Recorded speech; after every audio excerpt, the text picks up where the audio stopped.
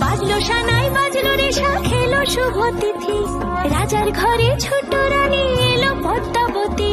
রানী পদ্মাবতী। রাজার আরো 6টি রানীর ছিল না সন্তান, পদ্মাবতীর কোলালোতে মিলল সমাধান। বছর যেতে জন্ম নিল 7 ছেলে 1 মেয়ে, হয় খুশির আকাশ হঠাৎ কালো মেঘে গেল ছেয়ে। হিংসেতে যায় জ্বলে পুড়ে বাকি 6টি রানী, যুক্তি করে ঘটায় ওরা 7 কুমারের হানি।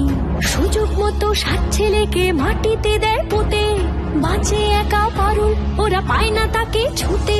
ধাইমা বাজায় সেই মেয়েকে বড় করে তোলে, 7 ভাইকে পায় যে পারুল 7টি চাপা ফুলে। এত কিছুর পরেও রাজার বিপদ যে কাটে না, সূর্য নগরে সুখের সূর্য আর ওঠে না।